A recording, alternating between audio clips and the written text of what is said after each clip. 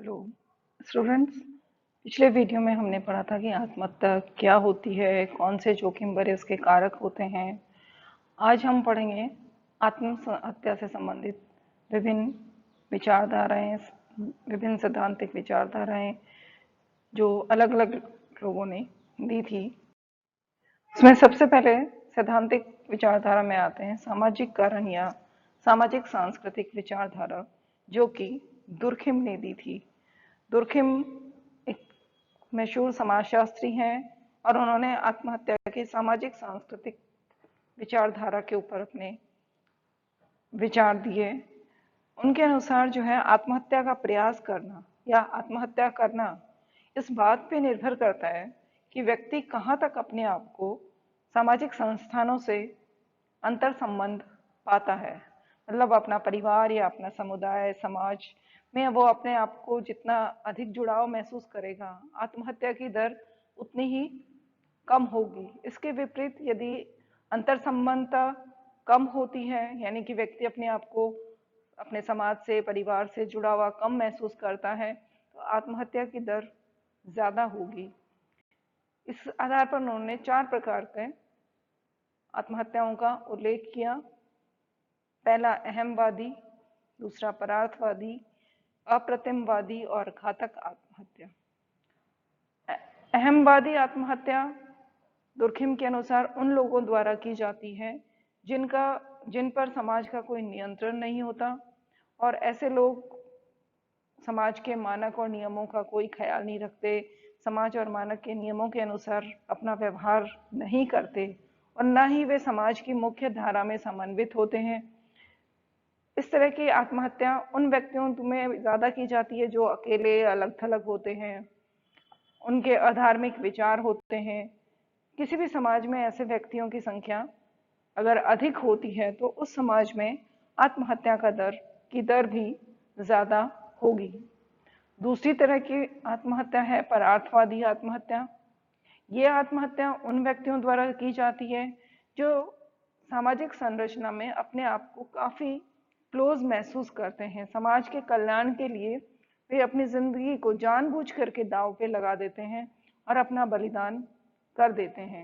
जैसे कि किसी भी युद्ध के समय हमारे सैनिक जो हैं वो इस तरह का व्यवहार करते हैं, अपने देश को बचाने के लिए जानबूझकर वो दुश्मन के हाथों शिकार हो जाते हैं। इसी तरह ऐसी दुर्खिम के अनुसार ऐसा समाज में जब परोपकारी मृत्यु को बढ़ावा दिया जाता है या ऐसी मृत्यु को जब सम्मानित किया जाता है, तो भी परोपकारी आत्महत्या की दर या परार्थवादी आत्महत्या की दर बढ़ जाती है। तीसरी प्रकार की आत्महत्या है अप्रतिमवादी या एनोमोइक, जिसको आत्महत्या कहते हैं। ऐसी आत्महत्या उन व्यक्तियों द्वारा की जाती है जिनका सामाजिक पर्यावरण जैसे कि स्थायी संरचनाओं जैसे परिवार, धार्मिक संस्थाओं आदि का समर्थन तो नहीं करते और वो जिंदगी को सार्थक भी नहीं बना पाते हैं। तो इस तरह की सामाजिक व्यवस्था को एनोमी कहा जाता है, जिसका अर्थ मतलब है कि बिना नियमों के किसी समाज का होना। ऐसे समाज के व्यक्तियों में समाज में उनको रहने में कोई मजा नहीं आता और वो समाज से जुड़ाव महसूस नहीं करते। इस तरह के लोग एक समाज में उनका एकीकरण डिस्टर्ब रहता है, उनका सामाजिक मानकों के अनुसार उनका व्यवहार भी नहीं होता है और इस एक तरह से उनका व्यवहार सामाजिक अस्थिरता लिए हुए होता है। एक असंगठित अनियमित सामाजिक वातावरण का उनको सामना करना पड़ता है। वे किसी भी समाज की अराजकता, अनियमितता जब किसी समाज में फैलती है तो वहाँ आत्महत्या की दर बढ़ जाती है। बहुत सारे इस तरह के हिस्टोरिकल रिसर्च हुए जिनमें इन बातों की पुष्टि हुई, जैसे आर्थिक मंदी या सामाजिक असंगठन से देश में अराजकता की व्यवस्था उत्पन्न हो जाती है और राष्ट्र में आत्महत्या की दरें तेज हो जाती हैं। चौथा का प्रकार है घातक आत्महत्या। घातक आत्महत्या उन व्यक्तियों द्वारा की जाती है जो गंभीर सामाजिक अलगाव या रिजेक्शन का अनुभव करते हैं, जिनमें सामाजिक संगठन की उम्मीद बहुत कम होती है, जैसे कैदी या गुलाम व्यक्ति, उन लोगों को लगता है कि हमारी परिस्थितियों में कोई परिवर्तन नहीं होने वाला है, ना हमें इससे छुटकारा मिलने वाला है। और सामाजिक परिवर्तन तथा नियमों में कई तरह की आत्महत्याएं यहाँ पे होती हैं। कई बार बहुत ज्यादा स्ट्रेस में अगर व्यक्ति होता है तो भी आत्महत्या की प्रवृत्ति में वृद्धि हो जाती है। स्ट्रेस में बेरोजगारी, वैवाहिक अस्थिरता, कानूनी समस्याएं और सीमित सामाजिक समर्थन आदि प्रमुख होते हैं। समाज में अत्यधिक अगर बेरोजगारी उत्पन्न हो जाती है तो भी आत्महत्या या उसकी प्रवृत्ति में वृद्धि हो जाती है। सामाजिक समर्थन से भी आत्महत्या की दर में कमी आती है, लेकिन अगर सामाजिक अलगाव की में ज्यादा वृद्धि होती है तो आत्महत्या में ज्यादा वृद्धि हो जाती है।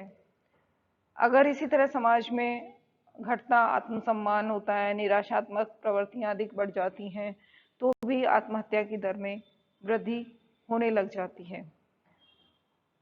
विवाह विच्छेद जो है या विधवा या विधुर व्यक्तियों के बीच में भी देखा गया है कि आत्महत्या की प्रवृत्ति तुलनात्मक रूप से अधिक पाई जाती है। ये थी दुर्खिम की विचारधारा। उसके पश्चात आती है हमारे सामाजिक या मनोवैज्ञानिक विचारधारा। इस विचारधारा के अंतर्गत हमारे बहुत सारे मनोवैज्ञानिकों का मत था कि आत्महत्या जो है, विशेष करके डिप्रेशन की स्थिति में या सेल्फ डायरेक्टेड एंगर जो है, यानी खुद की ओर निर्देशित जो क्रोध है, उसके कारण होती है। इस विचारधारा में सबसे पहले विलियम स्ट्रिकेल ने 1910 में एक सभा में अपना वक्तव्य दिया था। उन्होंने कहा कि कोई भी व्यक्ति अपने आप को नहीं मारता जो कि दूसरों को नहीं मारना चाहता है।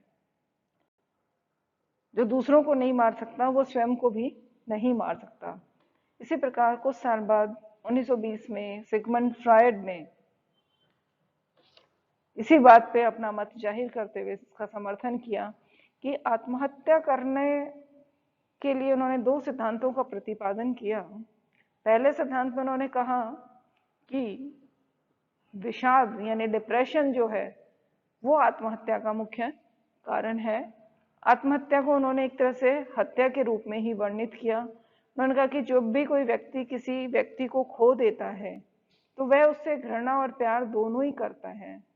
उस व्यक्ति को इंट्रोजेक्ट किया गया है और जब व्यक्ति में उसकी आक्रामकता उसके स्वयं की ओर निर्देशित हो जाती है तो, और अगर ये भाव बहुत ज्यादा हो जाता है तो व्यक्ति आत्महत्या कर लेता है।